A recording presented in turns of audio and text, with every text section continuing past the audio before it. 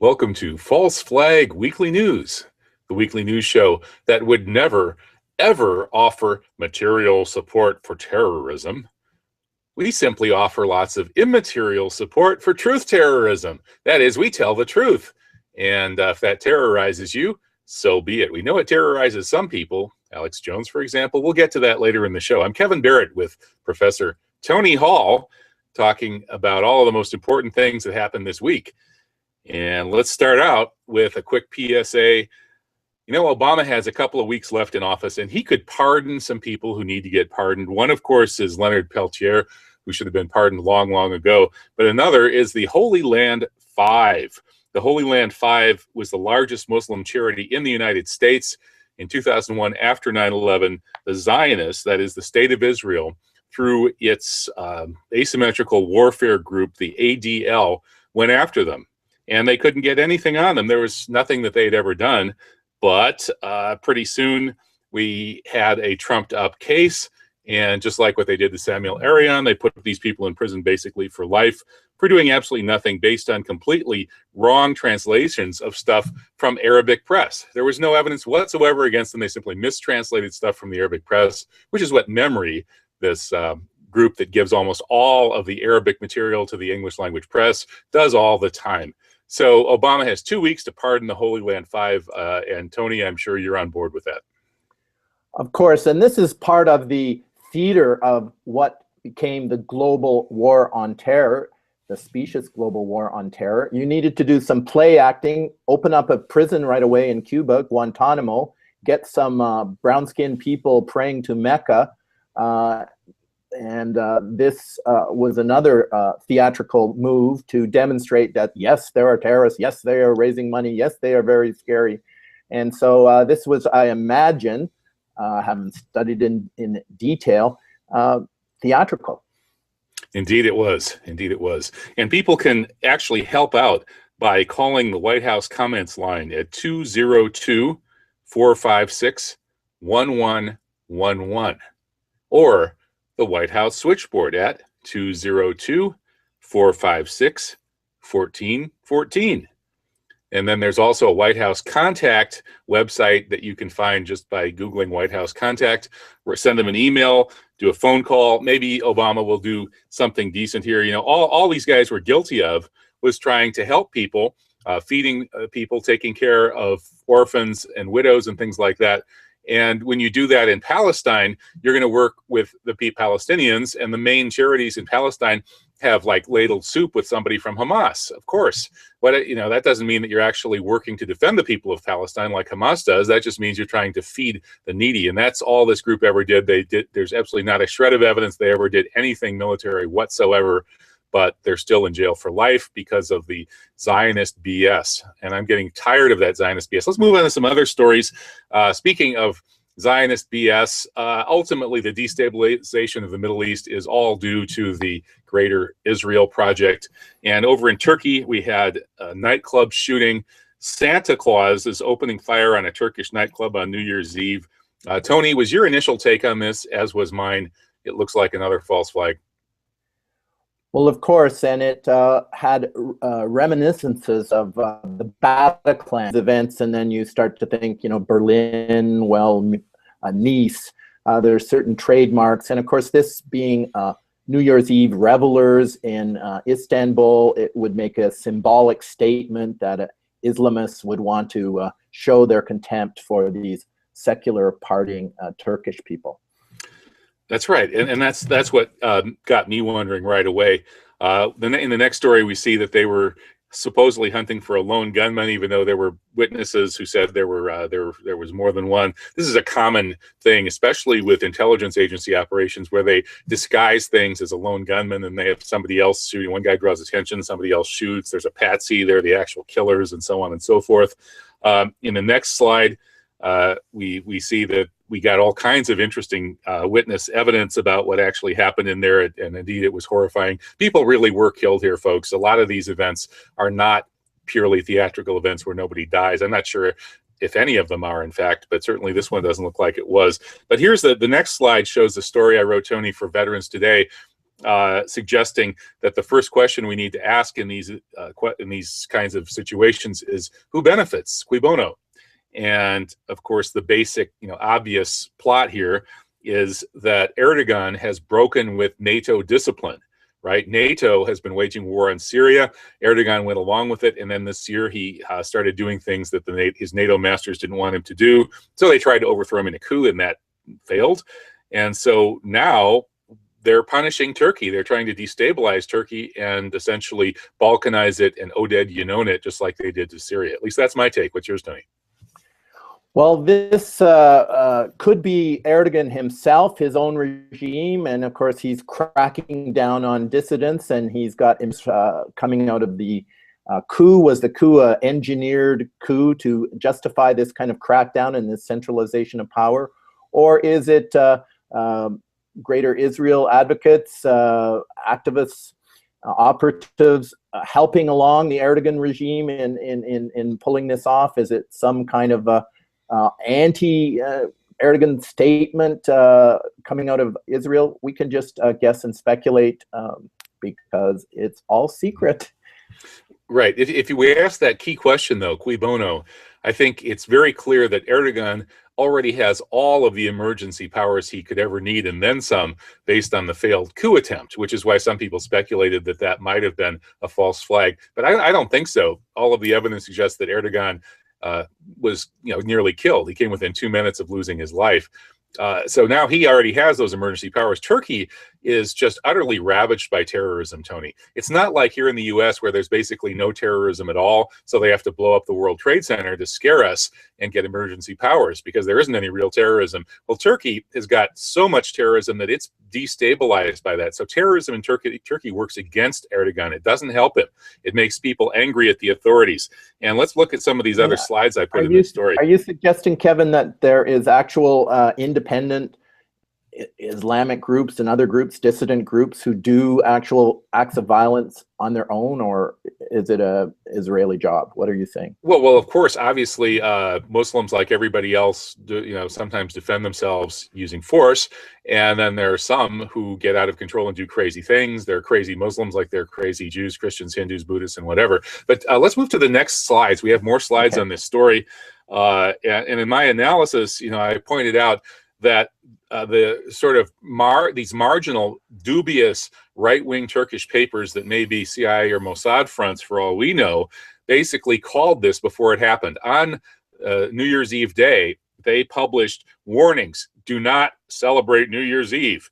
We, the wild, crazy, extremist Islamists, tell you, do not celebrate. That's a kafir, unbeliever kind of thing to do. Now, this is predictive programming, obviously, that's designed to make this look like it was done by Islamic extremists. And saying that Islamic extremists did it is an attempt to discredit Erdogan, who represents a kind of Islamic wing in Turkish politics. And this reminds us of what happened before the JFK assassination, Tony, where we had predictive programming used to steer people's ideas about who might be behind it. Let's look at the next slides. We had this wanted for treason poster go up all over Dallas on November 21st, 22nd, 1963, making it look like right-wing, so-called patriotic American militarist types were angry at Kennedy for being a traitor. And then let's look at the next poster, or the next slide. Welcome, Mr. Kennedy, to Dallas. This was a full-page ad in the Dallas Morning Herald. It appeared on November 22nd, 1963, the same day they killed him. And once again, it pushed this narrative that it was right-wing Americans that were going to kill the president, and that's basically been the trail that most people have followed ever since. But look who's head of the American Fact-Finding Committee, Mr. Bernard Weissman. That's not exactly a cowboy, rednecky, Goyish name, is it? And I go along pretty much with Michael Collins Piper and Laurent Guyeno, the brilliant French historian, who've put together the case that behind this shell game of CIA right-wingers that killed Kennedy, we see the Israeli Mossad and their organized crime assets with the Meyer-Lansky ethnic Jewish Zionist crime mob. And those people were desperately trying to stop Kennedy from shutting down Israel's nuclear weapons program. They were willing to do whatever it took. So these predictive programming pieces that went out right before the assassination, just like those predictive programming items in Turkey, show you who probably was behind it. And speaking of predictive programming, wasn't there a lot of attention to Pearl Harbor in various publications and such leading up to 9/11? Brilliant point, Tony. Yes, Donald Rumsfeld handed out hundreds, if not thousands, of copies of Roberta Wohlstetter's book, Pearl Harbor. I think it was called Day of Decision or something.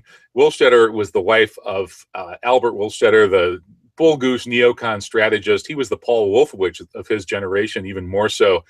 And Roberta's book on Pearl Harbor, on the surface, gives the standard mythological narrative of the evil, pernicious Japanese surprise attack. But between the lines, it lets you know that she and, of course, her husband, Albert Wohlstetter, admire FDR for going along with this sacrifice of 2,000 American sailors in order to drag the U.S. into World War II, even though public opinion was 80% against entering the war. By staging this Pearl Harbor let it happen on purpose thing, by triggering the Japanese slaughter of 2,000 sailors who could have been protected, but they weren't. They were left out there as sitting ducks. That's what that Pearl Harbor book was all about. Rumsfeld was spreading it around. There were millions of Pearl Harbor mentions even before 9/11. The movie Pearl Harbor came out, big budget flop, didn't make any money, but it sure did put the Pearl Harbor meme into people's minds. And then on 9/11 itself, endless reiteration, Pearl Harbor, Pearl Harbor. We just had a Pearl Harbor, Pearl Harbor. So yeah, predictive programming is something you find with all of these events.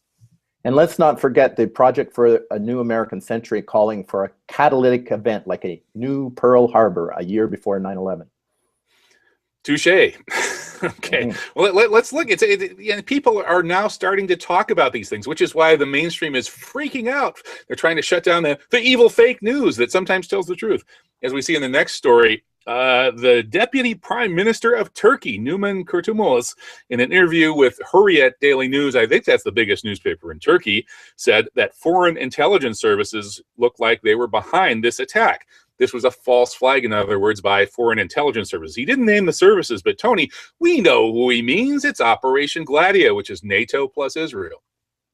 What about those 3 sharpshooters at San Bernardino who seem to be very professional in their assassinations and then disappeared from the radar screen? Right, the large white paramilitaries in San Bernardino, at the club in Paris in November of 2015, and on and on and on. We see the professionals, the foreign intelligence services, or in some cases, the domestic ones.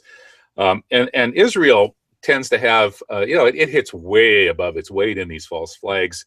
And indeed, it's pretty much behind the whole war on terror, the whole demonization of Islam. The whole concept of Islamic terrorism is this Israeli invention foisted on the world.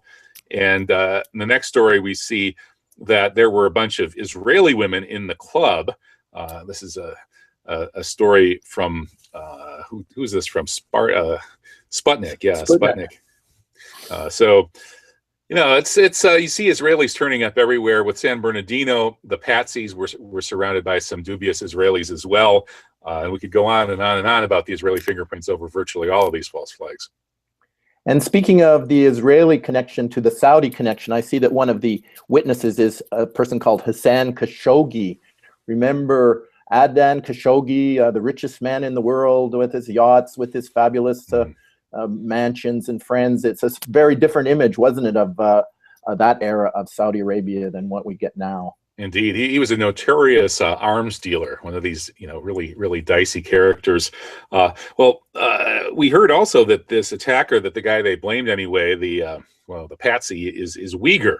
Uyghur being that Islamic ethnicity from China. Not all Chinese Muslims are Uyghurs, by the way, but the guy they're blaming was, and they detained 20 suspected so-called ISIS militants in the city of Izmir, which I visited a few years ago.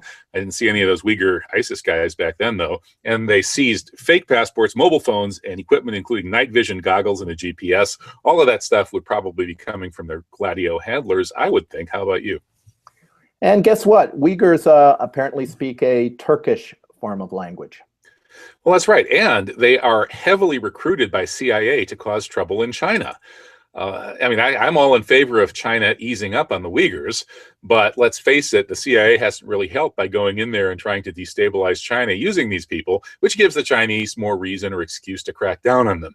So when you see this as Uyghurs, the Uyghurs are quite notorious for having so much CIA, NATO type interest in them.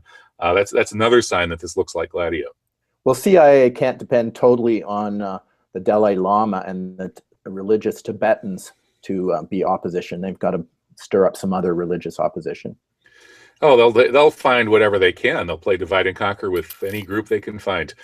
Well, speaking of Turkish terrorism, we learned this week that Turkey, at least somebody in Turkey, apparently was involved with transferring Al-Qaeda, that is Al-Nusra Front terrorists, from Aleppo to Aden, that is to Yemen. Where the Turks have unfortunately been in bed. The Turkeys have been in bed with the Saudis in slaughtering the people of Yemen. And of course, all of this is done with the nods and winks and basically the approval and often the funding and other forms of complicity of the United States, NATO, and Israel. And of course, the Saudi-backed forces that want Hadi in power are facing the Ansarullah movement, which is Houthi, which is largely Shia, which is getting some support from Iran. And you have this confrontation between Saudi and who's behind Saudi and the Islamic Republic of Iran over the future of Yemen. That's right. And apparently after they fly in the Al-Qaeda terrorists into Yemen, then they pick up wounded terrorists or other pro-Saudi militia types and take them back to Turkey for treatment in the hospitals. So Turkey and Saudi Arabia are actually helping this, or rather Turkey's helping Saudi Arabia with their war on Yemen. And this is quite horrible. The Israelis as well. The Israelis apparently are providing mini nukes. There have been some miniature nuclear weapons dropped on Yemen. There's plenty of video evidence of that. We've written that up at Veterans Today. And more than 12,000 Yemenis have been killed, most of them civilians, women, and children, since this war started in March 2015. Let's hope it ends in 2017. Well, let's move on to Berlin. Tony, what do you think about this Berlin event? We had a sort of a reprise of that Nice truck attack in Berlin. And, once again, we had the usual signs of false flag. ID card and cell phone found under the seat of the truck 24 hours later. I mean, come on, who makes this stuff up? Well, you were able to interview Peter Koenig, who seems to be the expert on it right now. You have these events happen, and within a few days, you can pretty well tell who are the primary sources. So Koenig has it down pretty cold, it seems to me. And he also puts it in a very much larger context and talks about the whole phenomena of false flag terrorism. He does, yeah. I'll have that interview up at Truth Jihad Radio anytime. And Koenig points out that the first culprit that they blamed for this was Pakistani. And it wasn't until 24 hours later, when this guy had been proved innocent, that suddenly, oops, we just discovered this ID card under the seat of the truck. And that's how they were able to track down this guy and then kill him and silence him forever in Italy. That doesn't make a lot of sense. I mean, if the guy wanted to escape, if he was good enough to pull this thing off, kill the truck driver hours and hours before this happened, and then mow people down with his truck, and then get away and cross borders and make it all the way to Italy, his plan was to get away. And yet, he just happened to throw down his ID card beneath the seat of the truck. Or maybe it just fell out of his pocket by mistake. Isn't it interesting, Tony, how these ID cards and passports and stuff just sort of magically materialize at these crime scenes? Yeah, 9/11, you can't find the black boxes, but lo and behold, there's the passports. Magic passports. Also at the plane that was apparently headed for the White House, there's the passports. Can't find the actual remnants of the plane, but always the passports. Yeah, they must make those passports out of something pretty tough. If I ever have somebody shooting at me, I'm going to hold up my passport. I assume that will block it because the passport will always be there no matter what happens. Let's move on to, the next story was the question of whether this guy was German intelligence or not.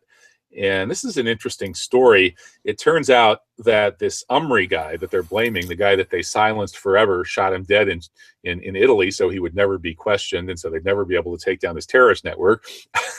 Right. This Umri guy was basically a creature of German intelligence. They were all over him. Between February and March of 2016, Umri was driven around by, quote, a secret informant of the intelligence service with whom he shared his plans. At that time, the state criminal agency, the German agency, sent a report on this so-called Islamic network that Umri was part of to the prosecutor's office, and they were investigating him, and they arrested a bunch of the members of this group, but they didn't grab Umri. So apparently this guy, had intelligence handlers from within the German services, and those, of course, could be cutouts for other people's services, such as NATO and Israel. It made me think of the Canadian Zahaf Bibo, who killed the Canadian soldier at the war cenotaph. And he was a troubled Islamic person, guided around by the usual, the security police, the people who are supposedly looking for the terrorists, who are actually handling and finding candidates for these operations. Speaking of German intelligence, of course, intelligence Germans are getting ready, I learned, for the Bundestag parliamentary election in September. And Koenig argues that this may be part of the manipulation. Merkel is very unpopular. She inexplicably just opened up borders for, we don't really know the numbers, but it was a huge influx of people coming largely from Africa, south of the Sahara, and has thrown Germany into a very intense situation, very divisive. And so he suspects that this is part of a plot to tweak the outcome of the upcoming elections. Very interesting. Well, we'll keep an eye on those elections and see what happens. Well, moving on to our Crimes of Zion category. This week's big news was that the Israeli soldier who shot and killed Abdel Fattah Sharif, a Palestinian who was helpless on the ground, just walked up to him and dispatched him. This is what Israeli police and soldiers apparently often take it upon themselves to do, as well as sport shooting Palestinian children. Chris Hedges has reported how dozens and actually hundreds of Palestinian children have been shot for sport by Israeli military snipers. And so this week we had this guy convicted of manslaughter. And then the first thing that happened was that Netanyahu, as we see in the next slide, called for pardoning the soldier who was executing a helpless prisoner on the ground. Tony, this tells a lot about the ethics of the Israeli police and Israeli army. Yeah, what is unusual about this case is Sergeant Elor Azaria actually gets put on trial, and the judge convicts him. And so this is very divisive. And of course, this one case calls into question the huge number of cases that don't get a trial like this one. And so Israel is split, and there's a considerable portion of the society that does say, yes, he should face the punishment. But of course, the Likudnik, the right-wing branches, the Avigdor Liebermans, the settler mentality people, they want to see him pardoned. Well, you know that if this hadn't been completely caught on video in an undeniable way, that he never even would have been charged with anything. But in a way, you do have to admit that this guy, is receiving what amounts to an injustice in Israeli society, in that, giving an Israeli soldier even a slap on the wrist for murdering a helpless Palestinian is sort of like how in Apocalypse Now there was that line about handing out speeding tickets at the Indianapolis 500. So, it's normal this is going to happen. But as there are more and more cameras out there and more of these things are caught, it's going to be harder for the Israelis to keep up this practice of offering total and absolute impunity for the worst elements of their military and police that just constantly go around executing and sport shooting Palestinians. Speaking of which, are you arguing here that Azario is suffering from discrimination, that he is being treated inequitably with other IDF? Well, just like the cops who get caught on camera, murdering people or brutalizing people here in the United States, when they get caught on camera and then they get charged with doing something horrible, that's something that probably 100 or 1,000 others have done that's equally horrible or worse that have never been caught because there were no cameras. So Rodney King. Yeah, we could go on with that. But anyway, speaking of this brutalizing of helpless Palestinians, As I mentioned, Chris Hedges talking about how Israeli soldiers shoot Palestinian children for sport. He eyewitnessed that himself. And indeed, the British Medical Journal compiled over 600 cases of that. And the Israelis are proud of it. Look at this one shot, two kills t-shirt the IDF guy's wearing. That's not only should you shoot women and shoot children, but the best thing is to shoot the belly of a pregnant woman, and that way you get both the child and the woman. So they're very proud of executing sport shooting women and children.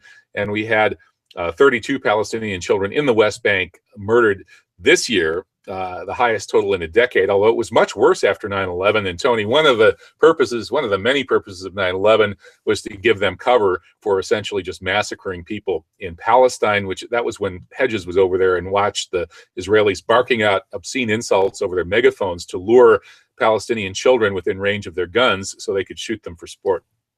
Well, thousands and thousands of Palestinians get put in Israeli prisons. When do we ever hear about a big flare-up like this case of Azaria concerning a Palestinian who might have got an unjust conviction of some sort? I mean, there's just no discourse on that subject. Indeed, there isn't, and I wonder why that would be. Maybe it has something to do with who controls our media and our money system. Well, moving on to the next category, we had a lot of news this week about the alleged Russian hacking of our elections. This has been all over the mainstream media. RT is, of course, on the other side, pointing out that Putin is acting like the only adult in the room here when Obama sanctions him and he slaps the Russian wrists and he expels a bunch of Russian diplomats. Putin wishes Merry Christmas, Happy New Year, Happy Holidays to all of the American diplomats in Russia, invites them to a big party, and comes out smelling like a rose. So Tony, whatever you want to say about Putin, he's got some PR skills. Well, one thing that did come out of this presidential election seems to be that the U.S. is going to change orientation to Russia, and that is a real outcome, was a real difference between Clinton and Trump. And it looks like with the ExxonMobil executive going into a high-ranking job in the Secretary of State, if not the Secretary himself, that it's all about the oil, stupid.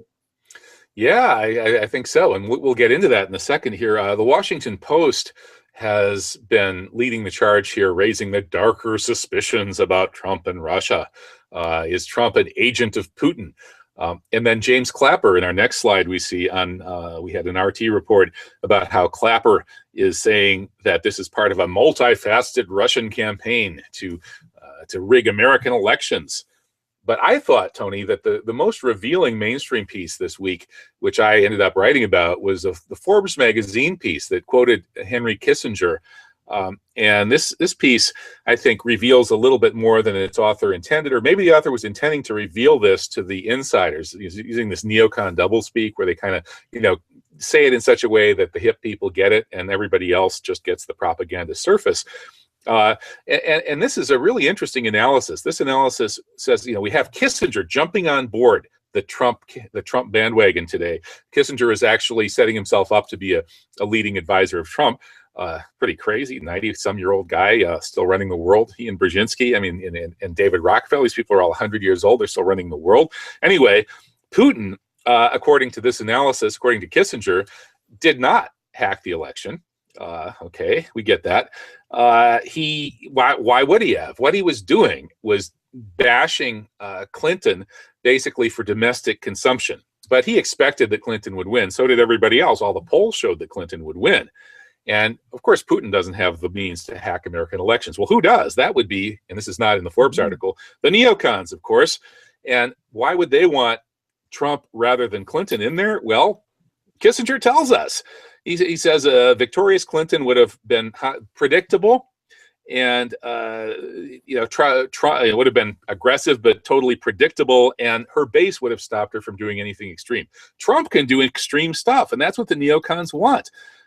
Plus, Trump is in bed with the energy industry in terms of drill, baby, drill, which offers perfect cover for even more economic warfare against Russia. Push the price of oil down. And as you said, Tony, that's the key issue. They're trying to bankrupt Russia with low oil prices. So Trump has been put in there for an even more aggressive policy. And more likely, he's put all these, war with Iran people into top positions. He's probably going to go after Russia, A, by knocking oil prices even further down to the floor, and B, by going after Iran, and then C, trying to split Russia off from China as well as Iran. Well, as you mentioned, Kissinger is very much a pipeline-y kind of fellow in pipelines in Eurasia, especially. Wasn't he closely involved with UNICAL and Afghanistan and such? And remember, he was going to be chair of the 9/11 Commission, and then his connections to all this pipeline stuff made him ineligible.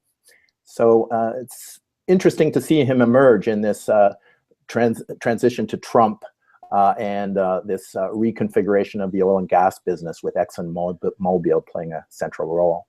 Absolutely. And even though, Trump did, Trump has not been obviously all that displeased by, or rather Putin hasn't been displeased by Trump's victory, but Bibi Netanyahu is like celebrating far more openly. And I think he's probably the one that was behind it. His neocon networks are the people that hacked the earlier elections. They hacked the 2000 election for Bush. They hacked the 2004 election even more outrageously through rigged voting machines to keep Bush in office. And, virtually every other example, with the arguable exception of hacking the primaries to stop Bernie Sanders from being the nominee. But even that one may have been done because they knew they could put Hillary in, rather they could stop Hillary, but they couldn't stop Bernie if he was the candidate. So the same people, the neocons who've hacked all the American elections, probably hacked this one as well. At least that's my interpretation. That's what I said on Press TV. Well, of course, Trump is a real estate developer, and the real estate developments in the settlements on the West Bank, pushing eastward, making way for greater Israel. It makes sense that Trump might be well involved in that. Could I call it a real estate transaction? Indeed. And I'm not sure that these Podesta emails and that stuff were really the issue here. I mean, the issue was probably the software that can change vote counts and then erase itself. In any case, though, as we see in the next slide, we learned this week that Podesta's password was password. Now think about it. If you're really concealing this kind of criminal pedophile network that certain people think, I won't mention any names of previous False Flag Weekly News hosts, would you be that weak on security? I mean, I don't know. Podesta, he's probably pretty corrupt, but using password as your password? I don't know. That's the whole Pizzagate thing makes me really wonder about how that kind of thing would be put out there in the open. And since the evidence is all pretty much, it could be a coincidence, I don't know. In any case, Podesta obviously didn't have very good security, and you didn't need the Russian KGB to hack that. Does Podesta like pepperoni on his pizza? Okay, well, I don't think that's libelous, so we're not going to have to excise that from the show. How about the next slide, mind manipulations being the ultimate way to influence elections? This was a great piece put out by Peter Koenig, again, who's going to be on my show soon, Truth Jihad Radio. And Peter points out in this piece that there's this new kind of big data way to essentially figure out who's who among the electorate and influence your target audience to vote however you want. And apparently that didn't work for Ted Cruz, but Trump's campaign then bought up the company that does this, and it did work for Donald Trump. Yeah. Sorry, I'm just chambermaid wanted to gain entry, and I. Okay. You were threatening the chambermaid with throwing a shoe at her or something. Okay. I didn't know whether to scream at the door or speak in a gentle tone of voice, or what to do. Anyway, okay. Well, I think we've negotiated that issue, and let's get back to global geopolitics here. Okay, global geopolitics. Well, you could ask the chambermaid what she thinks. Sometimes we have guest commentators on. But she left, right? Yeah, it might take a little while to explain the context. Okay. Well, then let's move on to John McCain in Ukraine. My interpretation of all of this is that Trump's people, the neocons are going to try to steer Trump into an acceleration of all of the bellicose policies, much worse than under Obama, more comparable to Bush Cheney, maybe worse than that. And so as I see it, McCain is actually playing a role here. Now, I'm not saying that Trump's necessarily going to go along with this. I don't think his instincts are neocon, but he's surrounded by neocons. So when McCain goes into Ukraine, this is a signal. This new administration, these Republicans, these neocons, are not going to let up on Russia. This is not, I wouldn't expect a huge thaw with Russia, but I mean, I hope I'm proven wrong. I wonder who the chairman of the board of these neocons around Trump is. Any idea? Well, you know, Bibi Netanyahu has been very much near the top of that mob for a long time. He's the one who called the Jerusalem Conference on International Terrorism in 1979 and basically created the whole concept of the war on terror way back then. So Bibi Netanyahu is a central figurehead in all of this. Bernard Lewis, the MI6 operative and arch-Orientalist, so-called expert on Islam. Actually, he's read quite widely on Islam. In any case, Bernard Lewis, I think, is a major thinker in this. Paul Wolfowitz, 180 IQ mathematical whiz and the heir to the Albert Wohlstetter role of #1 Zionist strategist who infiltrates the United States and takes over American strategy in favor of Israel. That's another guy I would look at. Richard Pearl is. Do you happen to know? Do you happen to know if Wolfowitz has a job yet? A specific job? I don't know. Maybe he's out on the street. Maybe we should invite him to be a commentator with us on False Flag Weekly News. Maybe he would tell us some of his secrets, but I kind of doubt it. Good. That would be really good. I'm up for that. Okay. Well, how about the real plan behind the U.S. decision to supply arms to the Syrian rebels? So it looks like, the usual suspects don't want peace to break out. We have this peace plan. Turkey, Russia, Iran are actually pushing a successful peace plan. Peace is breaking out. So naturally, Turkey has to be punished for going outside of NATO and doing this behind the backs of their NATO masters. Hence, we have this attack on Turkey and the coup attempt and all of that.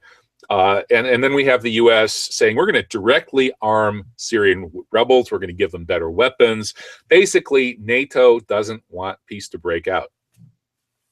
Well, U.S. is rather extravagantly involved in the arms industry. It's the most armed polity in the history of all humankind, with different types of weapons that we probably don't know the technology. I guess when the major thing you have is a hammer, everything looks like a nail. Okay, well, next slide. Washington is frozen out of the Syria peace plan, right? That's why they're reacting by saying, we're going to arm those rebels to the teeth and make sure that there's no peace. But a lot of us, like Ron Paul, think this is good news, that the bad guys are out, and the entities that actually would like to see things settle down, that is Russia, Iran, and Turkey, are running the show now. But meanwhile, the white helmets, supposedly humanitarians, well, that's what we're told, those white helmets are helping sabotage Syria. This has been a big part of the war on Syria. They've been cutting off water, and now they're even poisoning water, apparently. This is pretty disgusting, but NATO and the U.S. have been doing this for forever. I mean, the American Civil War, I guess, was the war where they first really went after civilians and civilian infrastructure. And in the Yugoslavian War, after the Cold War ended, the U.S. was pounding the water distribution, pounding the electrical distribution. The same thing with the Iraq War, the first Gulf War I, George Bush Sr. going after Iraq. Likewise, they pounded the infrastructure, so the Iraqi kids had to drink sewage for their drinking water. And now they're doing the same kind of thing to Syria. Well, haven't we been told for a long time now that the wars of the 21st century are going to be largely water wars? Clean, fresh water is becoming increasingly rare and increasingly commodified and a weapon of war. It's good to see all giving the classic interpretation that USA should get out of the empire business. There was a moment there where Trump seemed to give some echo of that, but obviously he's not going that direction right now. Well, it'd be nice if he would, but I judge these people by the people around them, and that's a really bad sign with Trump. Well, the next category here is, there's been all this talk about Pizzagate, including here on False Flag Weekly News, and I do think that those issues need to be investigated. And I also agree with some of the people who are upset about this Pizzagate thing and think that there is a real problem there, that we're living in an incredibly decadent culture. And one of the most disgusting and hideous symptoms of the decadence of our culture is this normalization of pedophilia. And we have Fox News having a whole TV series, supposedly a comedy, that's basically this really sick and twisted bunch of gags about pedophilia. I mean, this is a trans boy wearing a bondage gag. This is disgusting. And a similar symptom over in France, if you're in the French government and you're a pedophile, you pretty much are going to get a slap on the wrist and a little bit of treatment. This guy didn't even have to spend a day in jail. So there you go. I mean, when radical Muslims say that the West has become incredibly decadent, I think they're onto something. Well, Pizzagate is one thing. Surely the David Epstein, Clinton Foundation, that whole revelation around Epstein, wouldn't that be the direction to go? I mean, that takes it to the highest level. Jeffrey Epstein, yeah. Jeffrey Epstein. Pedophilia, that then, remember Gerardo Coleman did those articles in American Herald Tribune on LBGQ, and he said this is very much a phenomena of the right, and there seems to be this pressure on us to traditional values and along this line. I find this obsession with trans very interesting, like Bradley Manning becoming Chelsea Manning when he's in federal custody. What was that all about? Why is the American taxpayer investing in that transformation? What is the signal there? So this is a tough area of discussion, and we have to be circumspect about the way we talk about it, but it's got to be talked about, because this is really fundamental to how people orient themselves to one another, to power, to the economy, to their families, sexuality. Indeed. And people who are interested in my take on this might want to look for my interview with Charles Upton. Charles Upton he was one of the major Beat era poets alongside people like Allen Ginsberg, and he then came to Islam and has been a Sufi Muslim for quite some time. And my interview with him, which is up at my YouTube channel, and people can go to truthjihad.com and click on the Kevin's YouTube channel link and just scroll back a little bit, and you'll find the Charles Upton interview. Charles Upton has done really good research on the issue of a sort of a satanic, what do we call it, Freemasonic, satanic sort of black magic kind of practice that seems to be very, very prominent among powerful figures in the West. And I think that is one of the reasons. That is, I don't think it's just an accident that all of this deviant stuff is happening. It's not just a sign of decadence that's happening because of a kind of historical process. That's part of it. But it's also partly the creation of a group of people who actually practice this stuff religiously, as it were. So yeah, look for that Charles Upton interview for more on that. So speaking of symptoms of extreme civilizational decadence, how about these rogue nations with insane leadership that are bristling with nuclear weapons? And I'm not talking about North Korea, I'm talking about the United States, which is talking about nuking North Korea. Can't hear you. Okay, Tony's having some connectional difficulties okay, here. You're back. Okay, yeah. So who's the real rogue nation with insane leadership here, Tony? The U.S. or North Korea, or both? Well, North Korea, I wish I could study that situation, because when people are demonized to the extent that society has been demonized, makes one wonder. And of course, North Korea is an example. They do have nuclear weapons, so they're not invaded, unlike, say, Syria or Libya, which don't have nuclear weapons and are invaded. So what's the lesson there? How does this affect proliferation? That's a good question. And it is interesting, isn't it, Tony, that the axis of evil, which was a concept developed and a coined term by David Frum, the Canadian extreme neocon Zionist, included three countries originally. I think it was Iran, Iraq, and North Korea. And we still are taught that, Iraq was an enemy and we had to invade it and overthrow Saddam Hussein. And Iran, of course, is considered an enemy because they don't like Israel.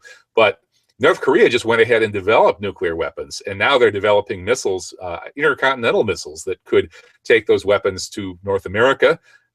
And, well, there's grumblings and rumblings and, oh yeah, we might bomb North Korea, whatever, but they're not getting any prominence at all. Nobody cares. Can you imagine, Tony, if Saddam Hussein or if the leadership in Iran had not only built nuclear weapons, but then was working on ICBMs? That would be the end of the world, quite literally. There's no way that the US government would tolerate that. Why is that? Is it because those countries are more hostile to the United States than North Korea is? Of course not. North Korea has openly threatened to nuke Washington, D.C. North Korea hates the United States and spends every second practically of their official public time saying so. Whereas Iran and Iraq would be perfectly happy to be good friends with the United States. Even under Saddam, they were making all kinds of friendly offers and overtures. So the real issue here, Tony, is the United States government has been taken over by the state of Israel. The state of Israel doesn't like Iran and Iraq, but they could care less about North Korea. And that's why the United States allows North Korea to develop nuclear weapons and ICBMs and whatever else. It's because the United States government isn't defending the United States and doesn't care anything about the United States. All it cares about is Israel, the country that has taken it over and colonized it and completely owns it. And who is behind the government of Israel? And who's pulling the strings over the government of Israel? And is Netanyahu really the top fellow? All this discussion makes me realize that Canada definitely needs to get our own atomic weaponry, nuclear weaponry, and well, defend ourselves as a genuine sovereign country. Yes, we have lots of the ingredients for nuclear weapons, and it seems that unless you have one, you're pretty much toast. So come on, Justin Trudeau, Canadian nuclear weaponry. Well, you know, Tony, campaign promise. You better be careful because, you know, we U.S. Americans, might just have to use that as our excuse to invade you guys and grab all those tar sands, plus that yellow cake. I mean, you guys have the best uranium ore in the world, way ahead of the closest competitor in Central Africa. So you guys better be careful. Yeah, and in northern Saskatchewan, you see the deer glowing in the dark. Really? Well, that must make it a lot easier for the hunters to where get all this yellow cake comes from. All right. Let's move on to something really, really serious, and that is the case of Alex Jones. You know, Tony, I think we should, if we acted as insane as he does, maybe we would get millions of people watching us too. I mean, you can't keep your eyes off that guy. Anyway, and the mainstream media can't keep their eyes off him either. They're constantly pumping him up. Look at just this week. Here we had, AOL front page headline, Morning Joe, and what are they saying? Alex Jones, he says that the movie Alien Covenant actually reveals the beliefs of the Illuminati. And the effect of this story, of course, is a little bit of light amusement, but boy, this is good for Alex's ratings. No wonder he has millions of followers because the mainstream media hypes him all the time. Why don't they hype us? Well, I remember a very astute young truther by the name of Patrick Biron in Montreal 9/11 Truth. And he was noticing this concept of making the New World Order the enemy. Well, this is kind of a vague thing, the New World Order. And now apparently the enemy is the globalists. And this is an Alex Jones construct. So the globalists apparently want to overthrow Netanyahu and subject us to Saudi and Chinese rule. But we're headed in that direction. I'll let you take over. Well, I don't know who the enemy really is, but I guess on the Alex Jones show, the number one enemy is some guy named Kevin Barrett. That's right. This week we learned that in your dreams. But anyway, he did say something. Hey man, on Alex Jones, I am he who must not be named. Now, our friend Jeremy Roth-Kushel called in and was talking about some of the stuff we talk about, Israeli connections to 9/11 and so on. And the second he mentioned my name, Alex just about, whoa, he bristled. His head almost exploded. He cut Jeremy off, and he grumbled something about that person that you mentioned. He certainly wouldn't say my name. So I don't know what it is. Alex apparently has some kind of problem with me. Why do you think he doesn't like me, Tony? Kevin, could you just put your hands on your head? I think your head is about to explode here. Well, I'm not afraid to say Alex's name on my show. Well, man, you've got courage. Okay. Well, Alex, I think the answer to all of this is let's look at this next slide. What's with Alex Jones? What's his problem? In another show this week, he just went over the top. I don't know, what he was snorting or injecting or smoking or guzzling or I don't know, directly injecting deep into his frontal lobes. But man, he was over the top. weeping and praying for Bibi Netanyahu. Oh, the globalists are going to overthrow him. He was basically blubbering and falling on the floor, saying that if they arrest Bibi Netanyahu, that's going to be the end of the world, nuclear war, Armageddon. And then, of course, we're going to have the Muslims take over the United States, apparently after the whole world's been reduced to smoking radioactive rubble anyway. So it sounds really bad. So I guess he really loves Bibi Netanyahu. And maybe that's why he doesn't like me. Well, Zuckerberg of Facebook, he really loves Netanyahu. And Alex Jones seems to really love Netanyahu. And maybe there's some good financial incentives for them to look at it that way. It sure would seem that way, wouldn't it? I mean, it seems like a lot of folks know that they can only go so far on these issues of 9/11 and who really did it, these issues of Zionism, whether it's right-wingers paying your bills and sponsoring you, like with Alex, or whether it's left-wingers running the foundations that dispense money to you, like Amy Goodman at Democracy Now! And these various other left liberal outlets. It seems like there are red lines that you can't cross.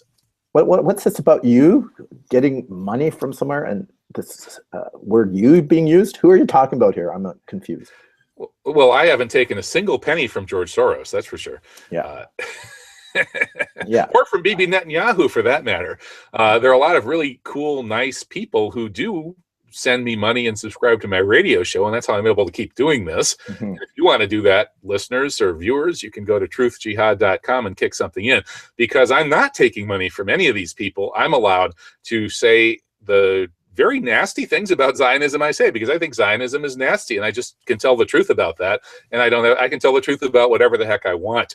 And so I really feel sorry for somebody like Alex Jones. Sure, he has a big house with a pool in his backyard and $1 million bank account, but the poor guy must feel really bad deep inside, and it kind of shows on his face. I mean, you know, he doesn't look like he's relaxed and enjoying himself and, you know, at ease in his own skin. So, you know, Alex, maybe you should just throw it all over and start telling the full truth. You know, you'll still survive, I think. I don't know, with all those, with millions of people watching your show, maybe you wouldn't. Maybe the bad guys would say, we can't let this happen. We'll do what it takes to take you off the air. I don't know, but give it a shot, Alex. You know, the full truth, not the half truth. Yeah. Well, for those who might be considering it, to hold Kevin Barrett on this platform, which I see as a very important platform, some financial help would really be appreciated, specifically in Kevin's situation. Kevin, a family man who amazingly has been able to make a living at this work, but it's very difficult, isn't it, Kevin? But anyway, you do it because you're called to do it. It's your mission.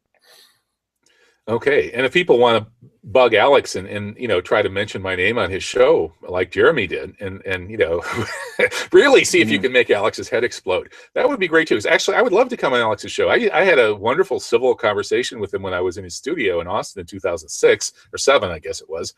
And he hasn't invited me back since. I was very nice to him for years and years, even after he was saying a lot of pretty things that, you know, I didn't have much use for.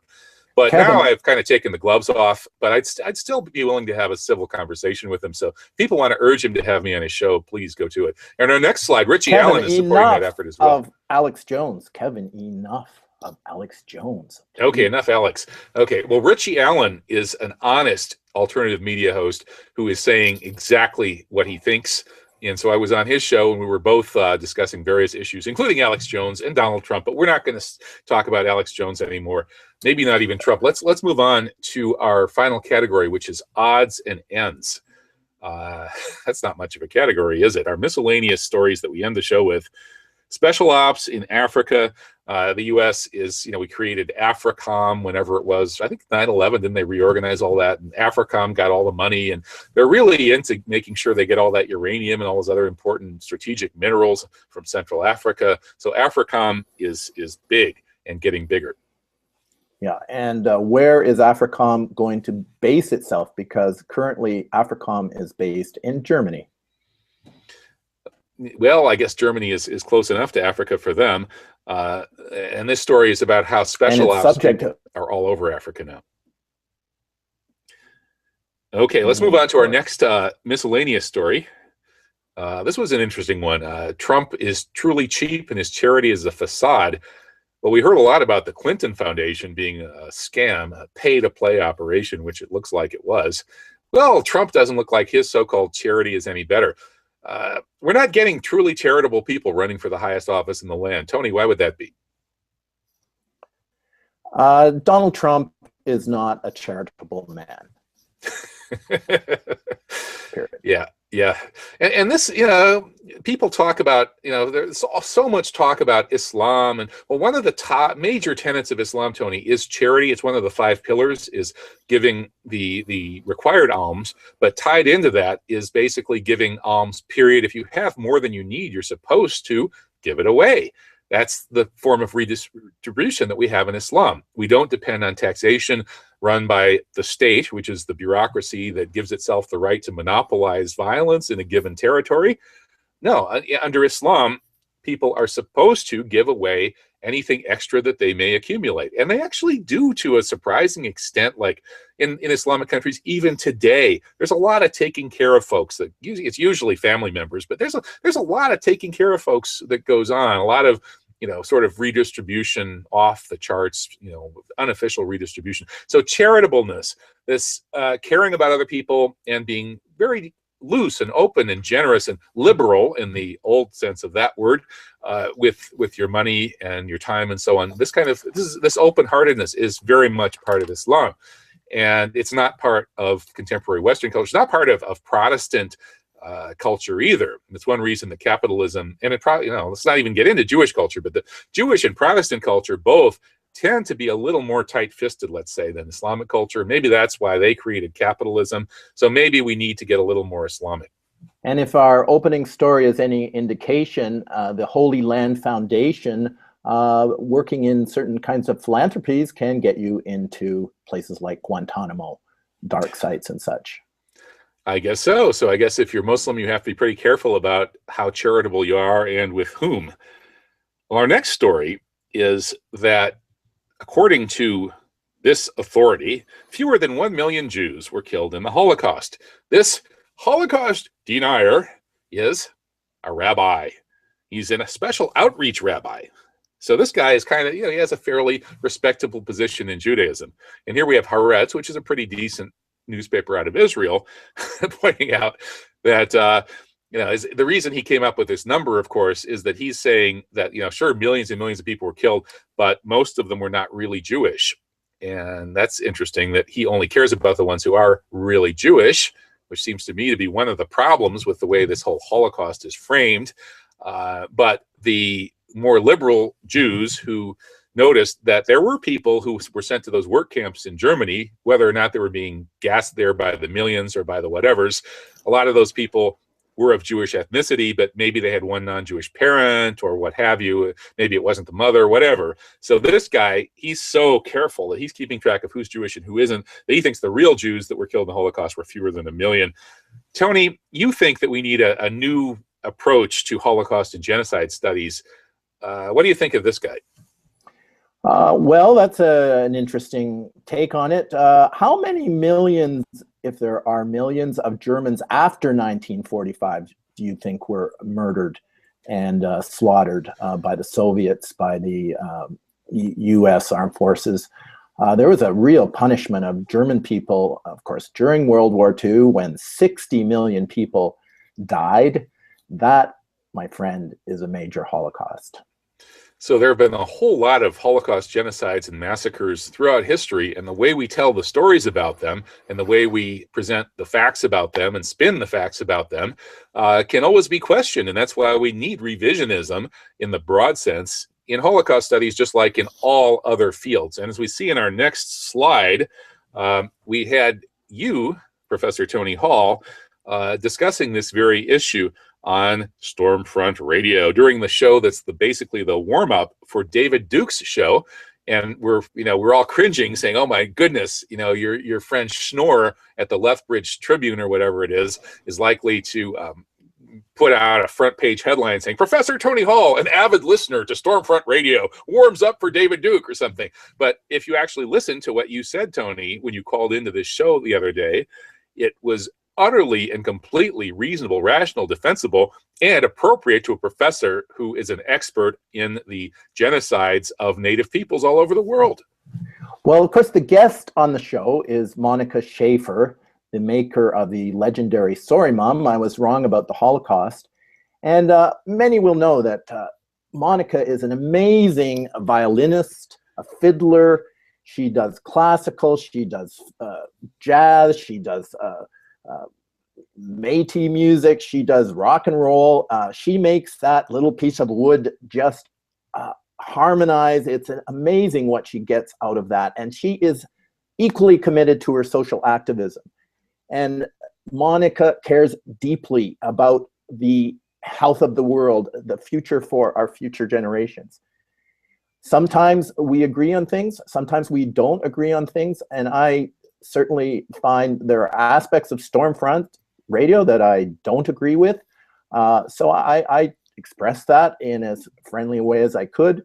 And of course, this thing that has been put upon me, now I have been inducted into the Holocaust Denier Club, which you were inducted in. And of course, who gets involuntarily, who gets to make this call? It's, you know, it sounds like it has a juridical ring, but it's somebody just says it, writes it down.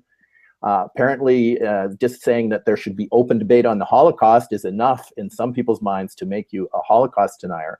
But what is a Holocaust denier, and what about the Holocaust? So to my way of thinking, this is a term that can be used in different ways. There's a huge amount of inhumanity, humans' inhumanity to other humans over all of history. And I would have to say, if we're going to give a recognition for the most striking, persistent Holocaust, the genocide of indigenous people since 1492, an intergenerational genocide, century after century. We see in this slide 100 million people. To me, since we're raising this subject, since this sacred narrative has been elevated, and of course Monica has raised the question, well, what about this this subject? And I have become part of this discussion through my friendship with Monica. And so Monica takes her position. She's principled. Of course, people agree on some issues, disagree on some issues, and check out this little clip if you like. Okay, it just got put up at my YouTube channel. So if you go to truthjihad.com and click on Kevin's YouTube channel, it'll be the first thing you'll see. And indeed, Tony, you know, if you and I have both been falsely called Holocaust deniers because we support free and open speech and inquiry and critical thinking about all historical issues, including all Holocaust and genocides, including those of World War II, that means that if you're going to be in Holocaust and genocide studies in any university on earth, you need to be a Holocaust denier.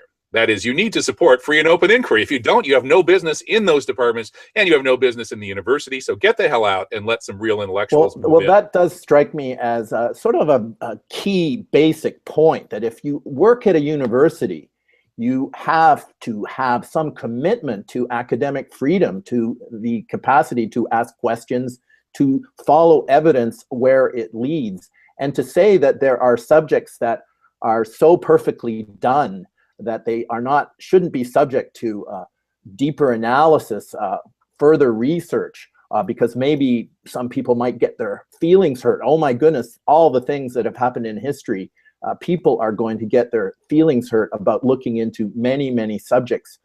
So yes, I agree with you that this is kind of a fundamental basis for academic respectability, to say and stand for the principle that we need open debate on all issues, all questions, and we need to be able to encourage our students to have courage and fortitude in following evidence wherever it leads. On all issues except one, the UFO issue. That's our last slide. We had a so-called groundbreaking UFO video just released by the Chilean Navy. As in a number of cases, the attempts to debunk this UFO video look somewhat weaker than the attempts to say that something very strange and interesting is happening in this video. But we shouldn't look at this, Tony, because we'll be marginalized and decried as crazed conspiracy theorists, alien-loving whatevers. So don't look at this story, folks. Do not click on the link at False Flag Weekly News. Do not even think about this issue or any other scary, controversial issue, because if you take that blue pill and go back to the manufactured matrix reality that the mainstream has tried to create for you, you'll be peaceful and soporific and pretty much fast. And I would like to see the UFO story for once not appear at the end in the odds and ends of the sort of joke category, because this is a very serious matter. What about the work of Tesla? Has there actually been breakthroughs in time travel, for instance? What if there are these connections and there are technological alternatives to, say, the oil and gas culture that we live in, as Stephen Greer tells us there is? This is a serious subject, and it needs to be treated in something other than the... Okay, Tony. Well, when they land on the White House lawn, it will be the #1 story, the first one in the lineup here at False Flag Weekly News. Until then, or at least until next week, I'm Kevin Barrett with Professor Tony Hall. Have a great week. See you.